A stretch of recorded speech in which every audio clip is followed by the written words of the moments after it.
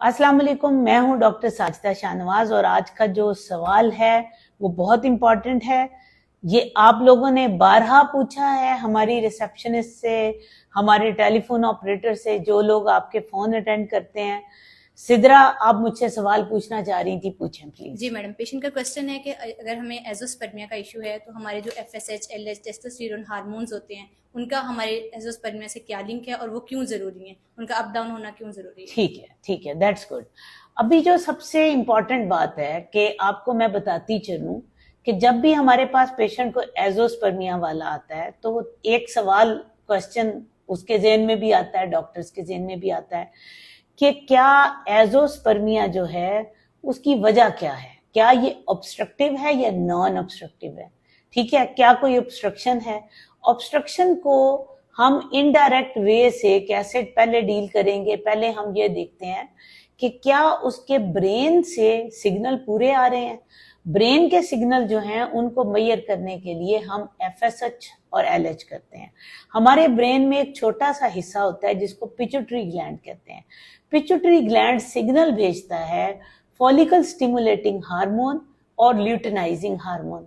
ये दो सिग्नल, चाहे किसी की स्पर्मेटोजेनेसिस हो किसी मेल में या किसी खातून में ओजेनेसिस हो, यानी चाहे स्पर्म बनने का अमल हो या अंडा बनने का अमल हो, ये दो हार्मोन जो हैं वो पिट्यूटरी सिक्रीट करता है। अगर तो ये दो हार्मोन बिल्कुल नॉर्मल कंडीशन में हैं और फिर भी आपके स्पर्म नहीं बन रहे तो हम सोच सकते हैं कि हो सकता है आपकी ऑब्स्ट्रक्टिव वजह हो या आपके अंदर टेस्टिकुलर फेलियर भी हो। बाज दफा टेस्टिकुलर फेलियर में अभी इतना इरिवर्सिबल नहीं हुआ होता तो आपको फॉलिकल स्टिमुलेटिंग हार्मोन वगैरह नॉर्मल मिलते हैं।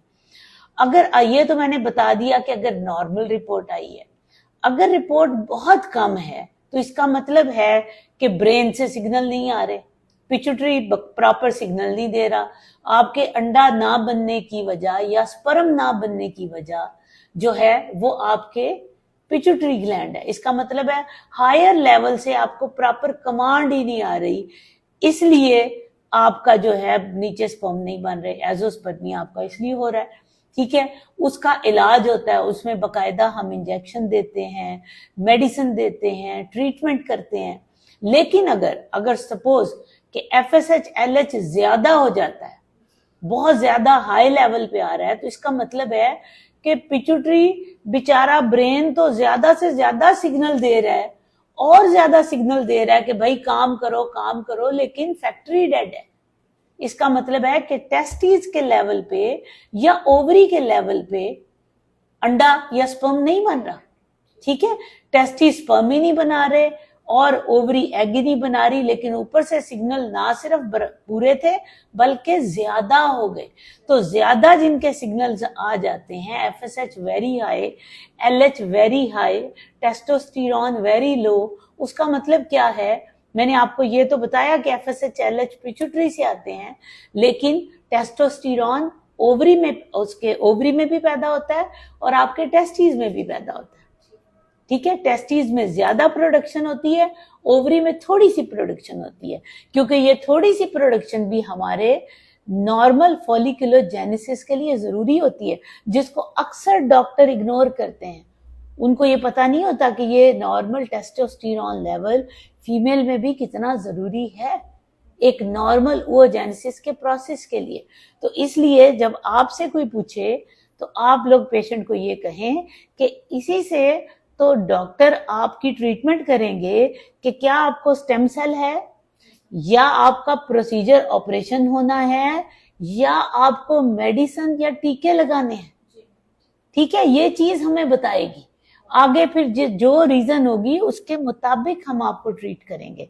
प्लस जब हम किसी पेशेंट को स्टेम सेल भी देते हैं तो तब भी हमने बेशक डिसीजन ले लिया है, लेकिन तब भी हमें FSH लेवल का पता होना चाहिए, क्योंकि हमें उसके हिसाब से हम प्रोग्नोसिस बताते हैं पेशेंट को।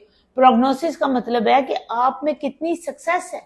जितना हाई लेवल FSH का होगा उतनी सक्सेस कम होगी। You got it? मेरा ख्याल है कि अब आपको भी समझ आ गई होगी। तो मेरे इस सवाल के जवाब को और लोगों के साथ भी शेयर करें जो लोग एजोस्पर्मिक हैं, स्पर्म 0 हैं, या जिनके स्पर्म बहुत कम हो गए हैं, या जिन फीमेल में अंडेदानियां काम नहीं कर रही, उनमें AMH के अलावा FSH LH भी उतना ही इम्पोर्टेंट है। ठीक है, खुश रहिए, फी अमान अल्लाह।